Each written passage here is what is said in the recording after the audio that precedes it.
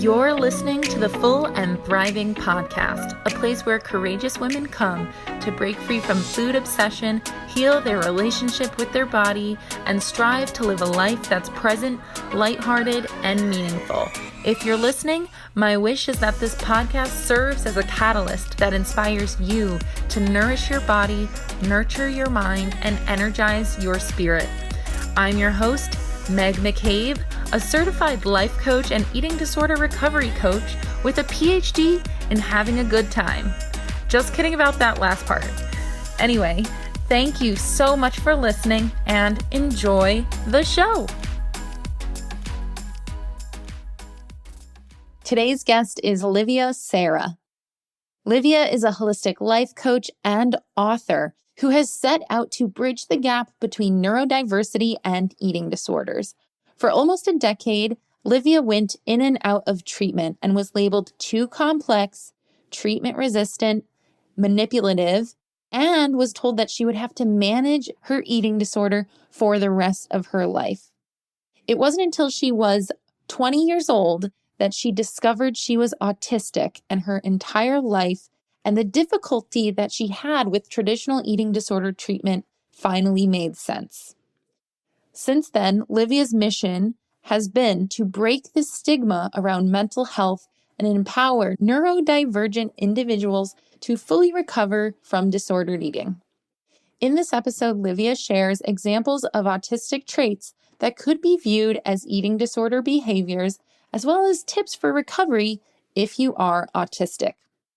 Autism is a topic that needs to be talked about more in the eating disorder space, and I'm truly grateful to have Livia join me on this week's episode of the show. Enjoy! Hey, Liv, how are you today? I'm good. I'm super excited to be here. I'm so How are glad you? you're here too. I'm doing great. How's your November going so far? It's going great. Yeah, my birthday's actually coming up in little less than 2 weeks now, and my mom's coming to visit from Europe. So I love November because of fall and the leaves, and it's been great weather too. So yeah, how's your November been going? It's been very nice so far. It feels like it's a heat wave over here. Oh, yeah. Wait, because where are you based? I'm based in Connecticut right now. Are you yeah. in Boston? Yeah, I'm in Boston, so we're Yeah. pretty close. It was really hot, like 2 days ago, I feel like. Yeah, I was like, is this yeah. summertime? Like, what's going on? Global warming. I know. A little scary, but Yes. anyway, so we're both enduring a low-key heat wave in November. What are you doing for your birthday? So my mom is coming, but she actually has to leave like 2 days before my birthday because it's like very coincidental. She's here for like a work trip.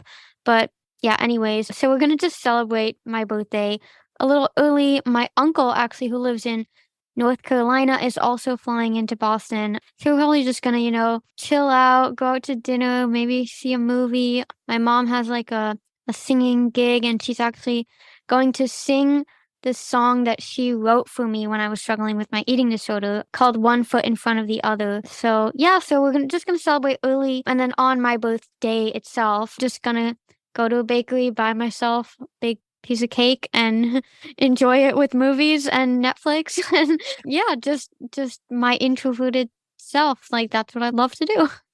Well, that sounds like a lovely birthday between having your mom sing you a song that she wrote for you to enjoying a piece of cake and watching Netflix. So I'm excited.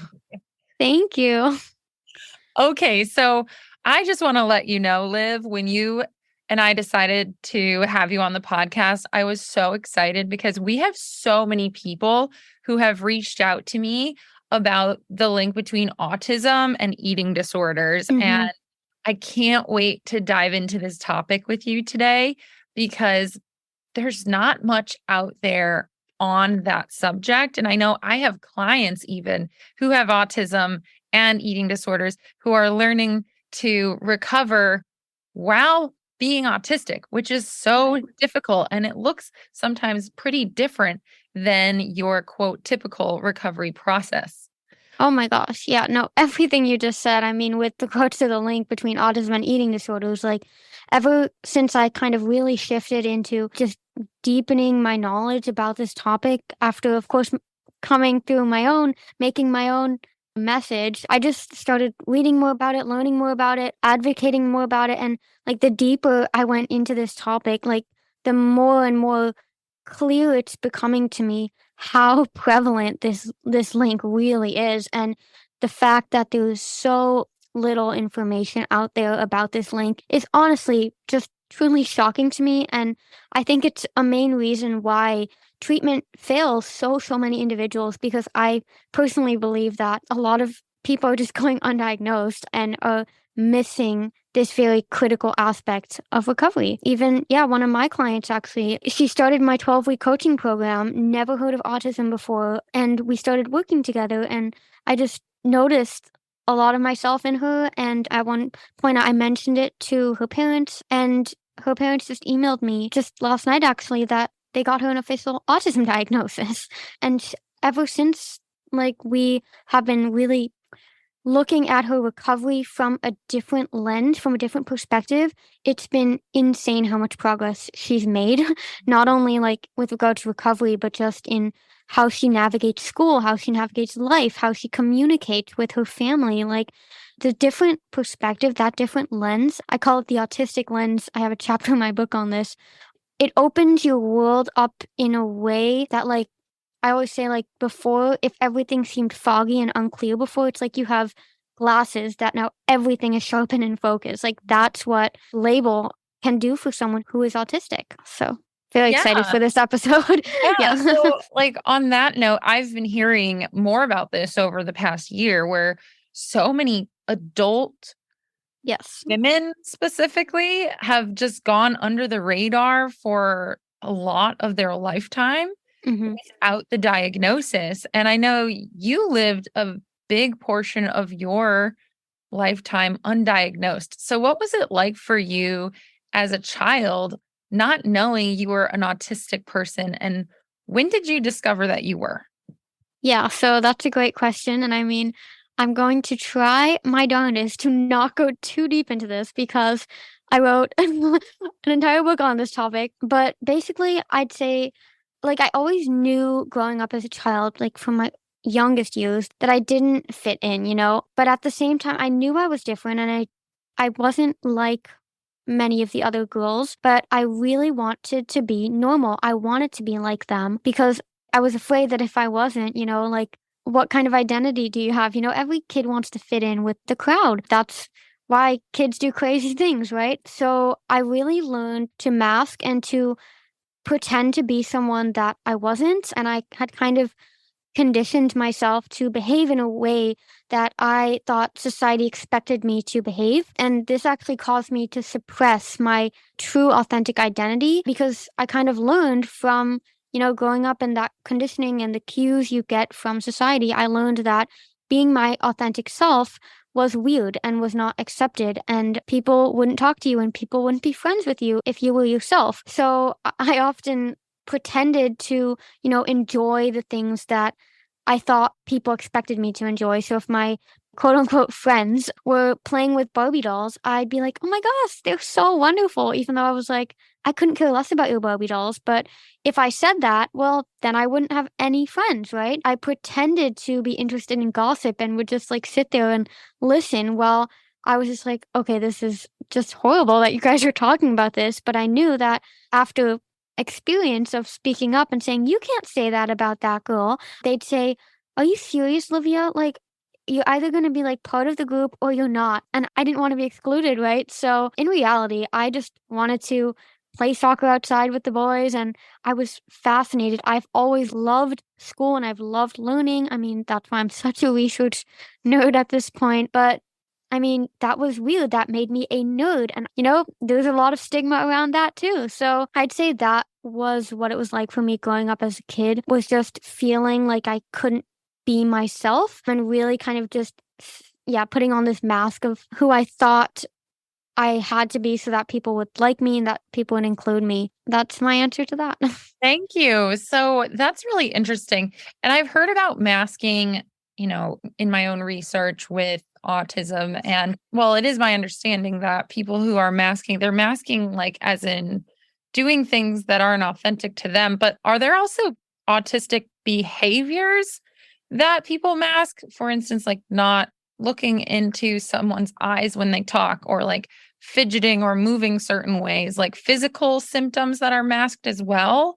In some cases, I know it's all on a spectrum. Yeah, I'd say what you said about like the eye contact thing. I personally have a very, very hard time making eye contact because for me, the best way to explain it, like explain the experience, is like if I am forcing myself to look into someone's eyes while I'm speaking with them, I'm so focused on how anxious and nervous it's making me to look into their eyes. Like I'm not engaged in the conversation because I won't even hear what they're saying because I'm so focused on the fact that I need to look into their eyes. But it just I don't know why, but it just makes me so uncomfortable. But to answer your question with regards to masking, like, I know what it feels like to force yourself to make eye contact because I still often find myself doing that with neurotypical people is because, when you look up like signs of like healthy relationships and all these things, it's like if someone doesn't make eye contact, that's a major red flag. So, yeah, so like you're like, "Oh, well, I don't want this person to think I don't like them." Like I want them to think that they're interested in me and I want them to be my friend. So I'll just pretend that eye contact isn't hard. But yeah, so I think that's definitely a form of masking is like forcing yourself to make eye contact if it's uncomfortable. And then with like the fidgeting and stuff, in like the autistic world, it's called like stimming and it stands for like self stimulatory behaviors. I honestly think it's a really strange term because I'm like, every single human has self stimulatory behaviors. Like, if you are too cold, you'll put on a sweater because that's self stimulatory and it makes you feel better, right? Or, like, yeah, just okay, I'm not even going to go on a tangent here, but yeah, it's called stimming. And for some people, it's like more quote unquote extreme than other people. Like, sometimes you have like the stereotypical like hand flapping as a form of stimming.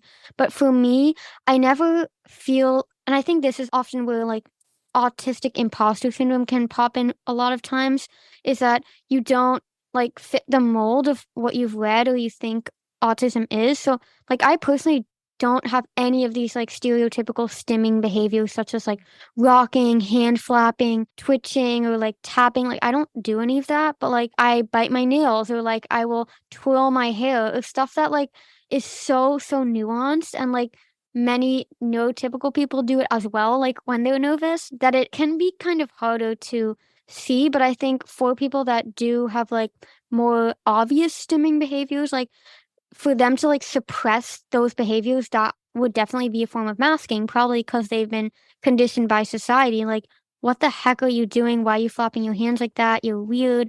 So they're like, okay, like new data point in my brain, do not do that in public because people think I'm weird.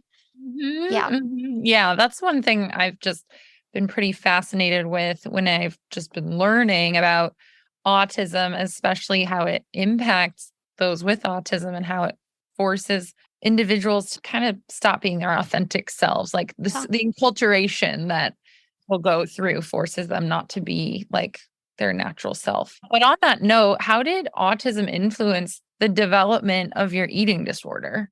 Yeah, so again, going to try my best not to go too deep into this because my entire book is is on this topic, but I would say, wow, like honestly, where do I even start? Well, I think kind of going off of my story of what it was like growing up as an autistic child, I think it starts with, yeah, not feeling like you're allowed to be who you truly are.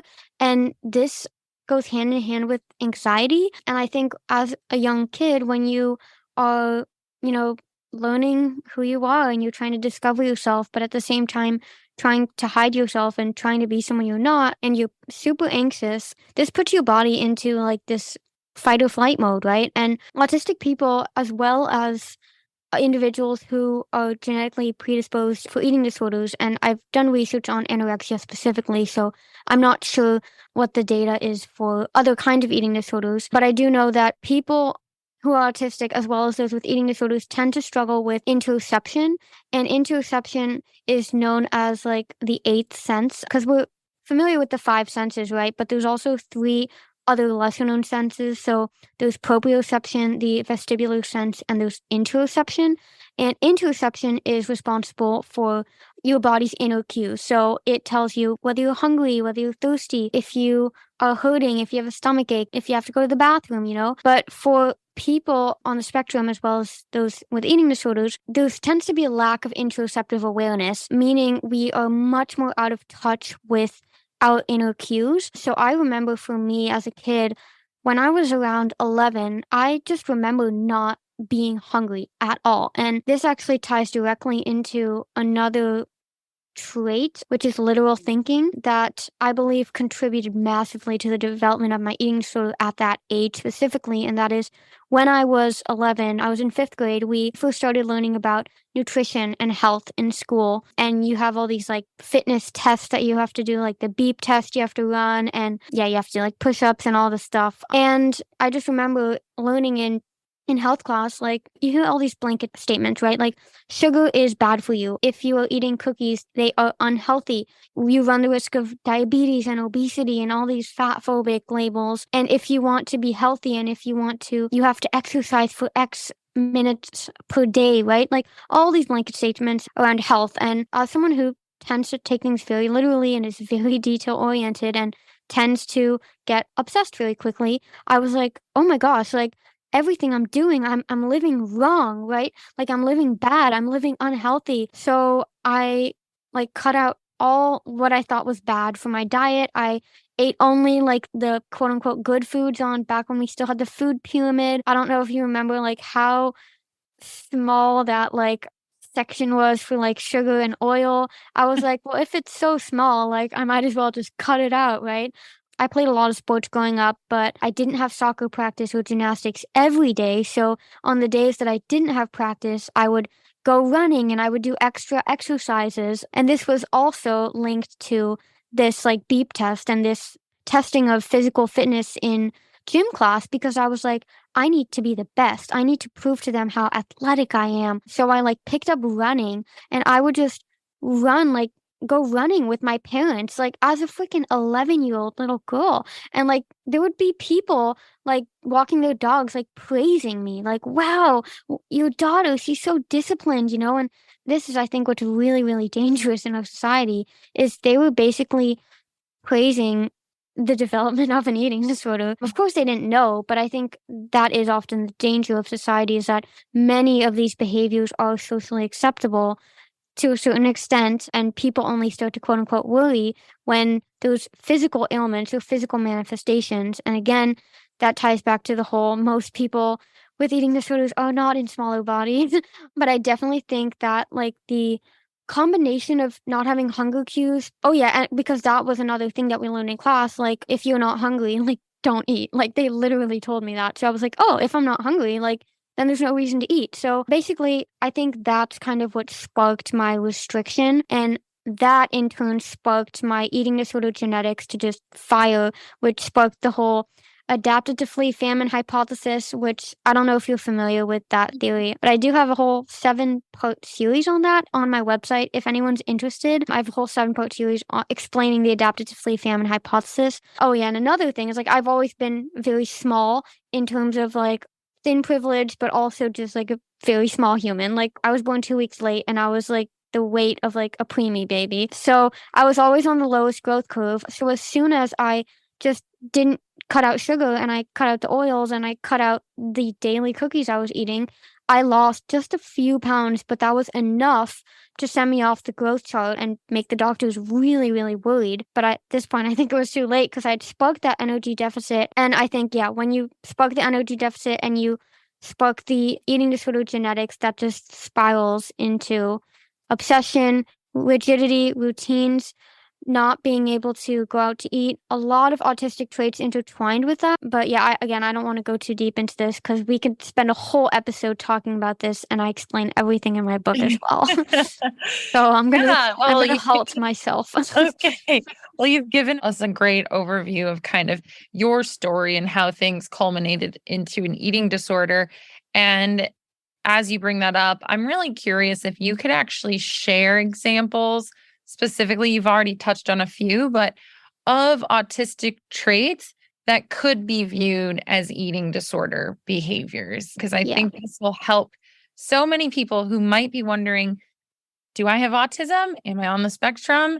Is my eating disorder sort of a product of my autism, perhaps? I think there's a Right. lot that could be learned here.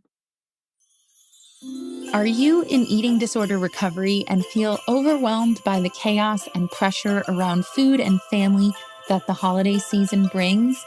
Join me and the Recovery Collective for the Winter Reset, a free healing experience from December 1st to the 31st, designed to reconnect you to peace and rest during the holiday season. Sign up using the link in the show notes to access a free Winter Reset guidebook, a calendar of live events, and access to our Winter Reset Facebook group. Let's get comfy and cozy together and focus on recovery this December. Absolutely. Yeah. And just before I dive into that, I actually do want to clarify something because I often hear the terms, do I have autism or like I am autistic, like interchangeably. And I actually, when I first discovered I'm autistic, I thought they meant the exact same thing. I have autism.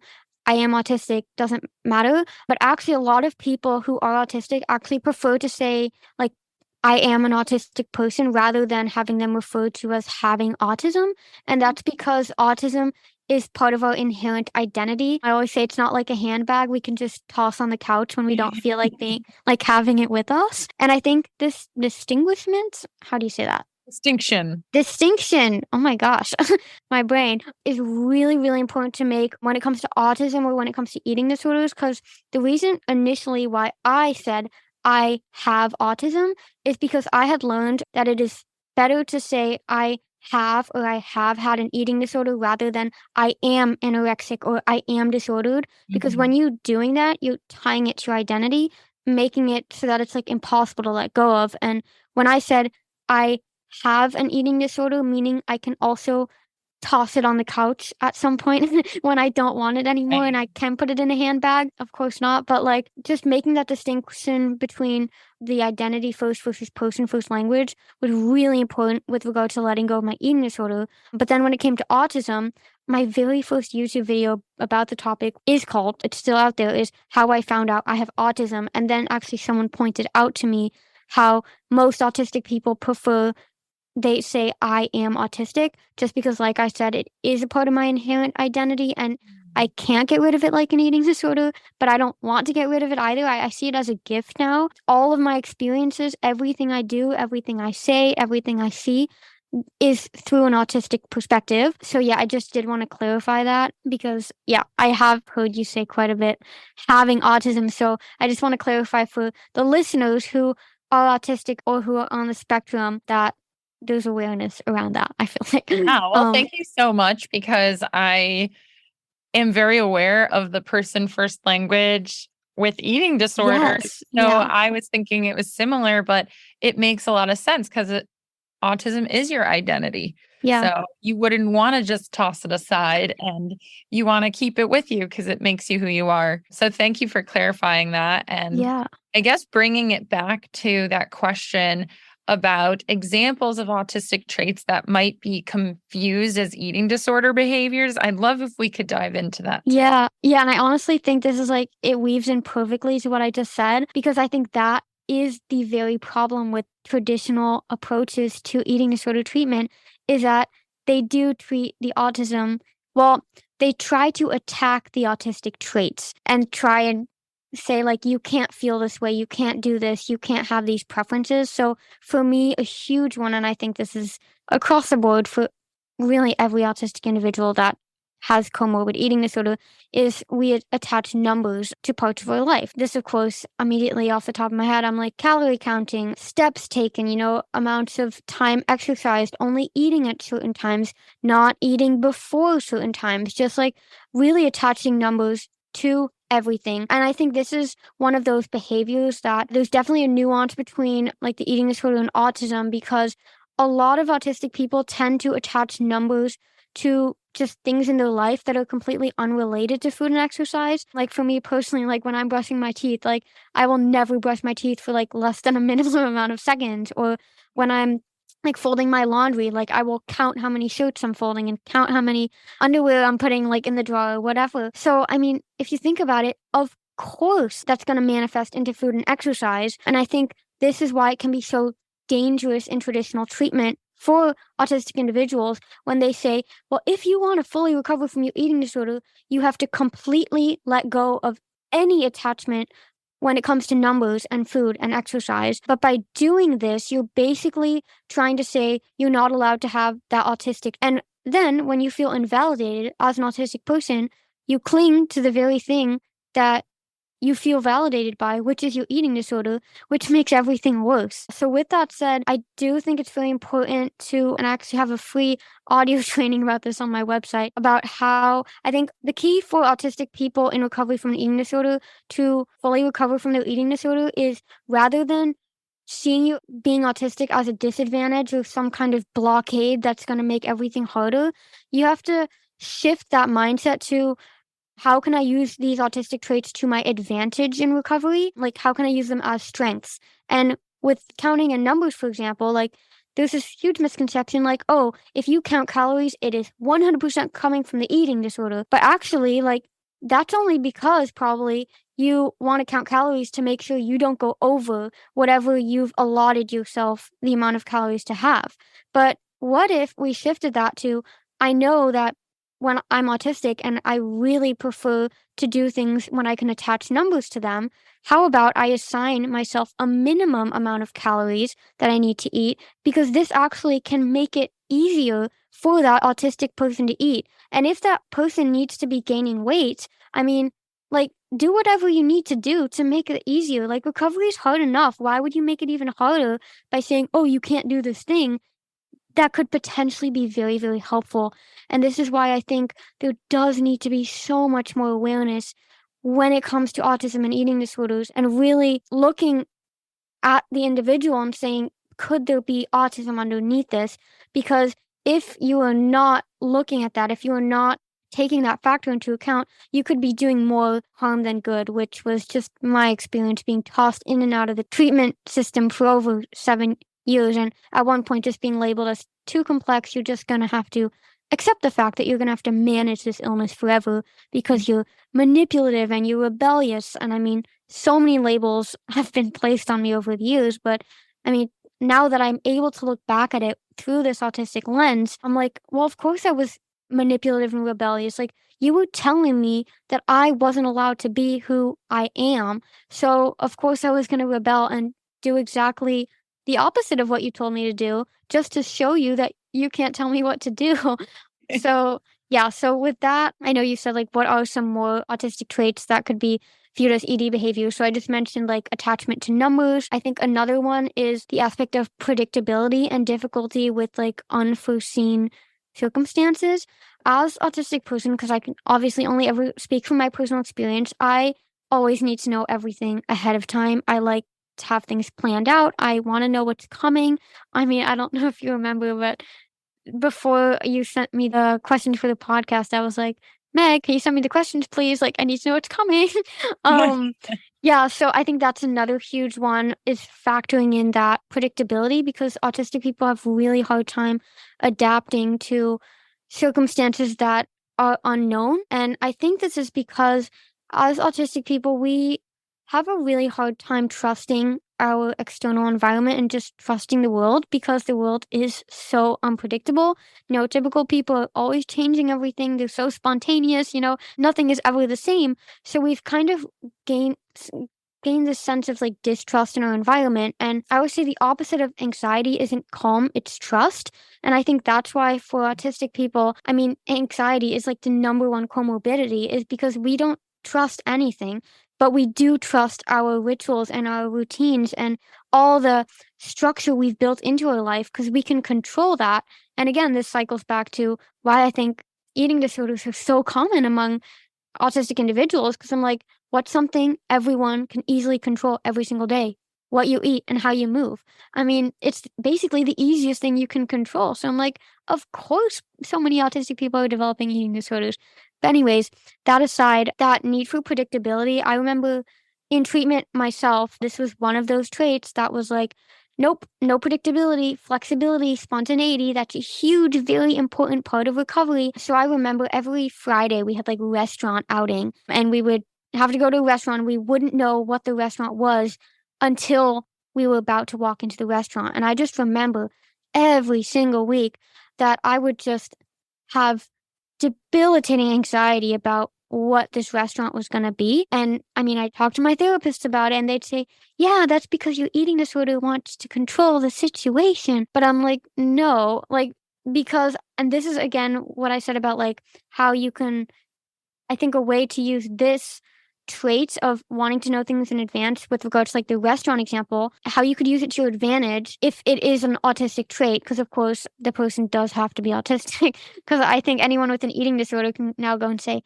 well, I can follow all these tips that Livia has because I could just say I'm autistic, but of course it's not always the case. But I think like with regards to like the planning the menu, I mean, I'm sure that anyone with an eating disorder would always look up the menu beforehand to plan and make sure they had the salad or the healthy option, and knowing that they'd say, oh, dressing on the side, please, all the things. But I think in this case, for an autistic person, if you really need that predictability and if you need to know things beforehand, you can use it to your advantage because you can say, oh, I'm actually going to look at the menu so that I can reduce my anxiety, which will make it easier to eat. And I can use this as an opportunity to actually plan like a fear food or plan a fear meal. And because I know that's coming, because I know what I can expect, it will make it easier for me to actually overcome that fear when I'm actually in the restaurant, rather than waiting last minute where the waiter comes and asks, what do you want to order? But you're in this state of analysis paralysis that you're like, it's all too overwhelming. Okay, I'll just not eat anything. And I'm like, which is then better, having planned it out first, or getting into the state of analysis paralysis, which is actually just you being just in heightened state of anxiety and then defaulting to your eating disorder. So that's another trait. And then I think I'll name one more is like with regards to eating like food in a certain way, like arranging food in a certain way, or eating with certain utensils or bowls or kind of stuff. Again, this is a very tricky one because I think anyone with an eating disorder knows they're very specific about eating with the small spoon and eating with the small plate because then your food appears as more, right? All the hacks you learned from diet culture. But I think, again, this circles back to that sense of predictability and trust, because for an autistic person, if their food is like arranged in a certain way, for example, it's all mixed up, it can be very, very overwhelming because they are unable to kind of get a visual. Autistic people are usually very, very visual. We're unable to kind of comprehend what's in front of us.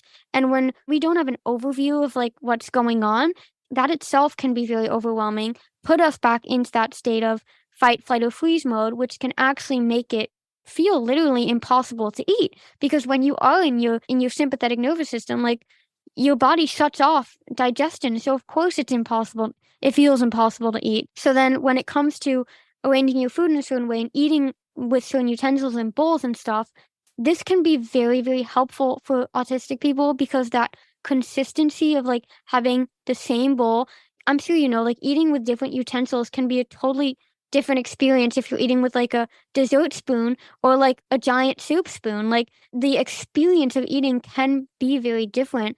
So for an autistic person, it's very important that they know what they can expect from the eating experience, especially if eating is still such a difficult task, that you really want to do everything you can to build as much trust into the eating experience. So if the autistic individual can trust like, oh, at least the spoon is going to be the same, or at least the bowl is going to be the same, or at least I can expect the napkin to feel the same, well, then that's going to make the eating much easier. Whereas if you're going to say, nope, you have to eat this slice of cake and you have to eat it with a new fork and you have to eat it with a new napkin and you have to eat it with a new plate, so much is unknown that it's like, okay, I have zero trust in this. Now I'm just not going to do it. And yeah, that's why I do think that trust is really, really at the core of eating disorder recovery, but for autistic people, like exponentially so. Wow. This is also fascinating. And I'm going to ask you for a few more traits, but can you list them instead of go and expand maybe? Because I feel Yes. like there are so many. And I just want to make sure people listening who might be autistic get a sense of what this looks like. Absolutely. I'm actually just pulling up my notes because I actually got a new idea for a book the other day of like that I was gonna write like every single trait I could think of and then like how you could use it to your advantage in recovery. I'm like, that would be such an epic book for autistic people. Yeah. um Maybe. but yeah, I mentioned attaching numbers to food, arranging food in a certain way. Yeah, so for me, it manifests as like color coordinating my food and like no foods could be touching, eating with certain utensils, plates, bowls, planning your meals, like when going out to restaurants. But this, of course, you have to be careful because this is a huge one with just eating disorders without the autism as well. Eating the same foods every day, again, you have to be really careful. I'm not even going to say it at this point anymore because with all of them, you have to know where it's coming from, which we'll get into in a moment. Another one is adding lots of spices or seasoning to food or preferring really dry, bland foods. And this has to do with like sensory preferences, whether someone is hypersensitive or hyposensitive, or yeah, the not feeling hungry. A lot of times people are like, you're just saying that. Secretly, you are very hungry, but you're just saying you're not. But it was like, no, like I actually am not hungry. And when I learned about the science behind interoception, I'm like, see, guys, I wasn't lying.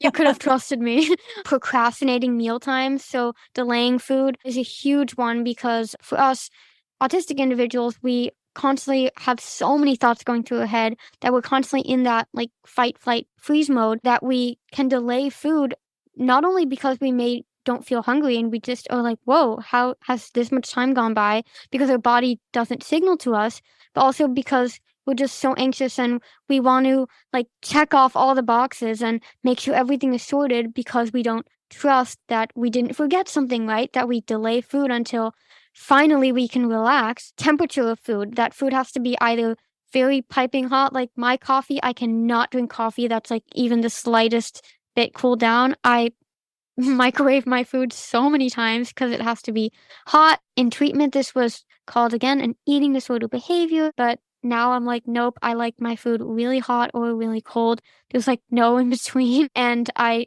100%, 1000% certainty can say that is me and my preferences because I've always been that way. Also, just feeling full is really hard. So for me, like never allowing myself to feel like overly full was a really big issue for me. Like now, it's not at all. Like I feel stuffed like a lot of the time, and I'm like, okay, this too shall pass. But I think, like, if you think about fullness, again, fullness is a very sensory experience, and for people who are very, very sensitive, this can feel like debilitatingly uncomfortable. So I think that's another one, like not allowing yourself to feel full, not wanting to outgrow clothes, and then it's like not wanting to gain weight, but not wanting to gain weight because you don't actually want to. Okay, how am I phrasing this? I had like a huge fear of weight gain, not because of the weight gain itself, but because I didn't want to have to buy new clothes. I didn't want to have to buy new things. And that has to do again with the autistic trait of difficulty with change. Like I just wanted everything to stay the same. So I wasn't afraid of like gaining fat on my body. I was like, no, but that means like I have to go shopping. And I hate shopping. It's super overstimulating. So it was avoiding other things. And then again, like they were like, you're just afraid of weight gain. But it was like, no, I'm not. Like if I could wave a magic wand right now and be like X pounds heavier and have all new clothes and it would all be sorted out for me, please like wave the magic wand. Like I always told them that.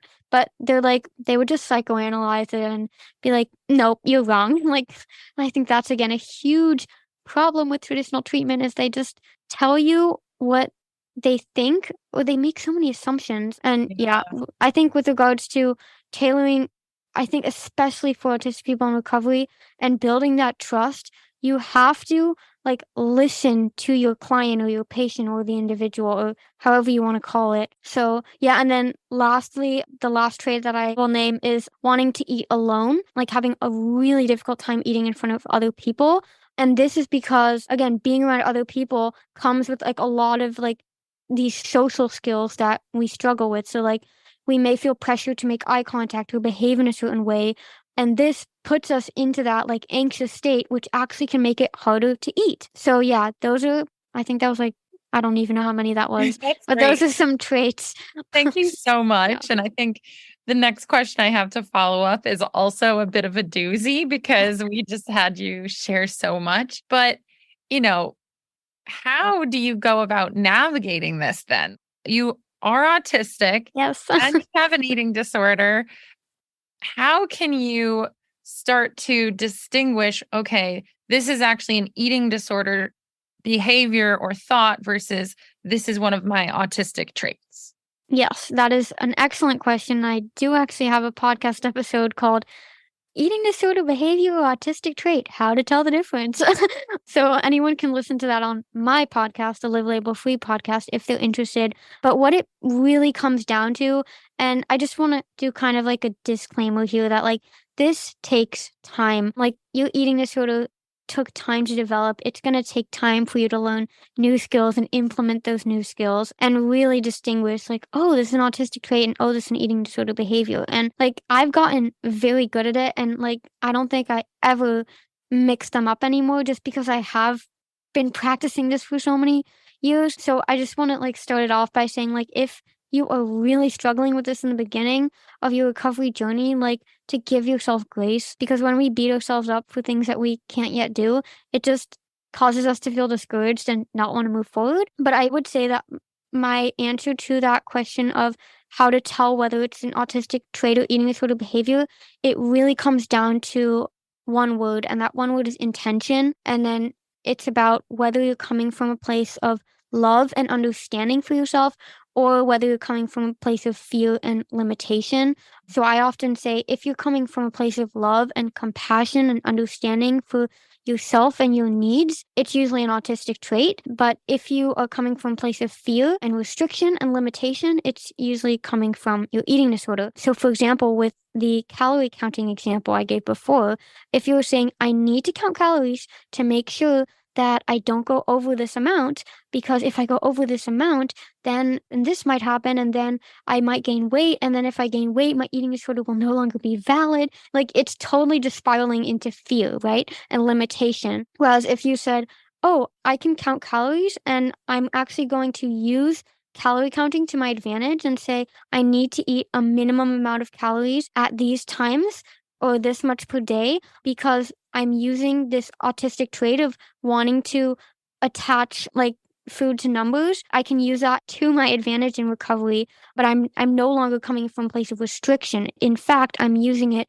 to actually eat more and make eating easier for me. And then you're coming from a place of understanding and compassion for yourself because you're like, I know I need to nourish my body and I know I need to eat more and I need to fuel more. And if setting a minimum amount of calories is going to help me to achieve that, at least in the short term, because I mean, I don't count calories anymore, but I know that in my own recovery, that was actually super helpful. So, yeah, so as you can see, like, same behavior, totally different intention behind it. And that's why I always say, like, it's about learning to distinguish whether you're coming from a place of love or from a place of fear. That's how I would say that's how you can tell the difference. I love that. I've actually used that answer for that question, but applied to neurotypical people, just saying, like, how do I know if this is an eating disorder Right. behavior or not? Right. Yeah. Yeah. And Um, I think another thing I just thought of, like when it comes to like eating disorder recovery for autistic people, is to let go of this belief. And again, it's not like, oh, let go of the belief, poof, it's gone. I mean, this is why I coach people and have courses on this, is to shift your mindset to come from a place instead of saying, oh, like these autistic traits are making it more difficult. They're making me more complex. They're going to make it harder to recover from an eating disorder.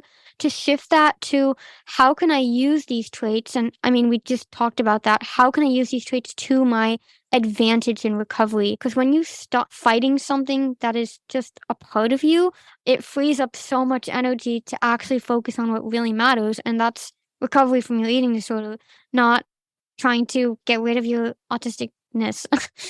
So, I yeah. love that reframe. It's just so helpful to have people sort of embrace who they are instead of try to Yes.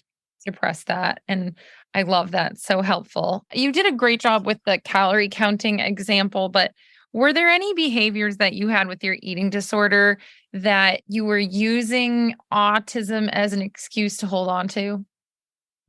I'm trying to think just because my autism, like, discovery came, like, when I was, like, really, really, like, well into my recovery, if that makes sense. Oh, So that's why, yeah, because I was already 20 at the point when I discovered I was autistic, and I was in a really, really good place in recovery starting when I was already 18. But I definitely understand the question, so I'm trying to think of, like, examples maybe of. one from like a client you have, if any, if it's not yourself, but just because I Oh, think one yeah, thing yeah. I can picture people listening to this who maybe are autistic saying like, "Oh, well, I do all of this because it's my autism." But deep down, it might be their eating disorder. Like they're defending the eating disorder and using the autistic Definitely, yeah. label as a shield. Yes, no, no. When you mentioned about, like, maybe a client, I just had a ton of examples, like, pop up into my head, but now I'm, like, having a hard time, like, grabbing one because there's, like, so many floating through my head. One that I can think of is, like, related to, like, interoception and, like, that state of analysis paralysis, like, saying, like, grocery shopping can be really difficult for autistic individuals because there's so many options at the store, especially here in the US. I'm like, compared to Europe, like, the Netherlands where I'm from, it's like a joke. But anyways, this idea of, like, oh, when we say, like, we can try one new yogurt flavor, something else, just to, like, bring more variety into their life, they'll say, like, "Oh, well, I can't do that. I can't try the new flavor because when I go to the grocery store and I'm standing in front of all of the yogurts, I go into analysis paralysis, so I can't do it. I can't choose the new yogurt." But I think that's one of those things that I'm like, that's definitely an eating disorder because you can, like, plan in advance before you go to the grocery store, like, exactly which new flavor, exactly which new higher fat percentage you're gonna pick. Like, that was one I've been still working on with the client. It's like buying higher fat percentage, like, more nutrient dense foods, and that's often an excuse. Like, no, every time I go to the grocery store, I go into analysis paralysis and then I walk out with the same yogurt I always buy. But then you really have to plan in the beginning of, like, make that choice in advance so that all you have to do at the grocery store is execute and no longer think. Because if you just have to execute, then there's no chance for analysis to paralysis to even get in there. So I hope that answers your question. Yeah, it totally answers my Okay, question. Thank you. I awesome. think that was a really good example because I always know eating disorders are sneaky and they will do Yeah, whatever they can to stick around. definitely. What was the most difficult part of recovery? Or, what would you say is probably the most challenging part for people who are autistic in recovery? If there is like something that feels the most difficult, I know it's different for everyone, but what's a big challenge? Honestly, I think, like, again, I have one word for that. I think that's trust, trusting the recovery process. Because then I think this is really at the basis of why so many people stay stuck in their eating disorder for such a long time is they don't trust that the hunger is ever going to stop. They don't trust that the weight gain's ever going to stop. They don't trust that they have a set point. Like, all these things, they're just different. They're the anomaly. They're the magical unicorn for who recovery is not going to work. And I mean, earlier in this conversation, I think I already touched on this topic of trust that autistic people have all these rigid routines and structures and everything in place because we don't trust a world that is so unpredictable. So, I mean, if you pile eating disorder recovery onto that, of course, that distrust is going to manifest into this as well.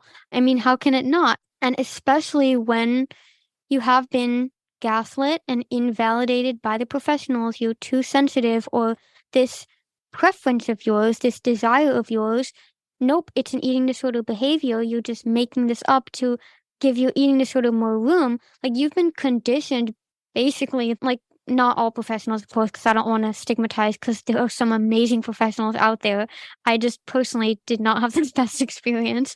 Is that I was conditioned, like, that I was wrong and my feelings were incorrect and I was a liar and I made things up just so that I could keep my eating disorder. Like, these are all things that were told to me. So, of course, like, I totally distrusted them because I'm like, you're basically telling me you can't trust me. So why should I trust you? And that creates that tension. That creates that manipulative situation, the rebellion, because they were basically saying, like, I'm the professional here. I know what's best for you. But I was like, clearly you don't. Otherwise, I'd be better by now.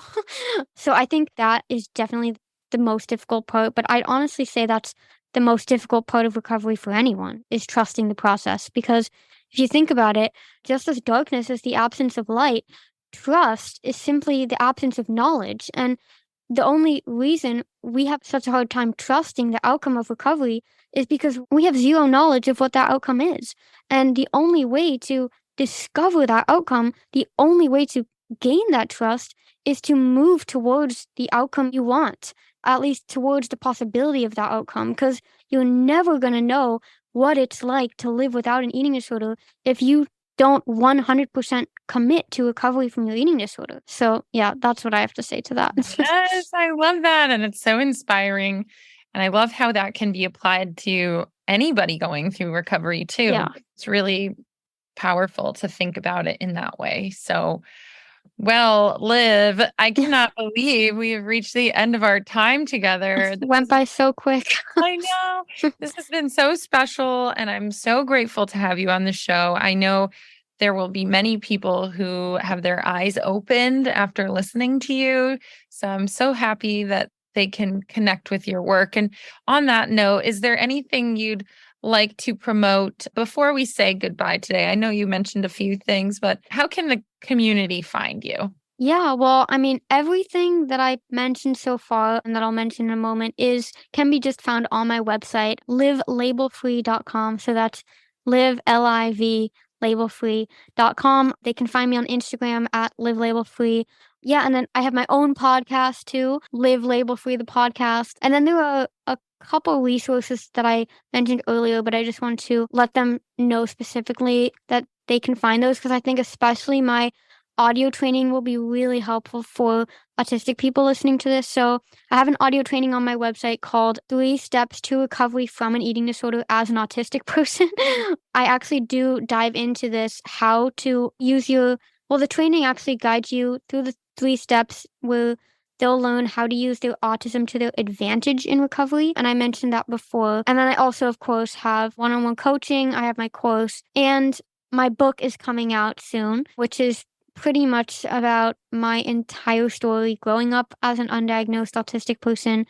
You know, the manipulative, rebellious me going through treatment, anything and everything I've ever shared about autism and eating disorders and my personal journey and how I got through it and how I came out and became Live Label Free. It's all in that book, and they can get on the wait list for that book just by going to my website too. It's pretty clear once you're on the website. So I'll just do that instead of giving like 2,000 different links.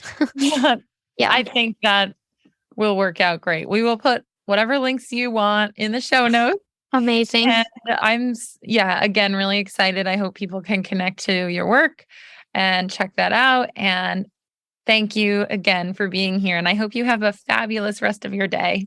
Thank you. Oh my gosh. It was a true pleasure speaking with you. And I'm so, so excited to, be a voice that can advocate for this link that really needs more eyes, but less eye contact. So I think that's so great. Yeah. And it's a topic that needs to be spoken very loudly about and openly. So you're a great person to do that. So thanks again. Right. Yeah. Thank you for having me. You're Bye. welcome.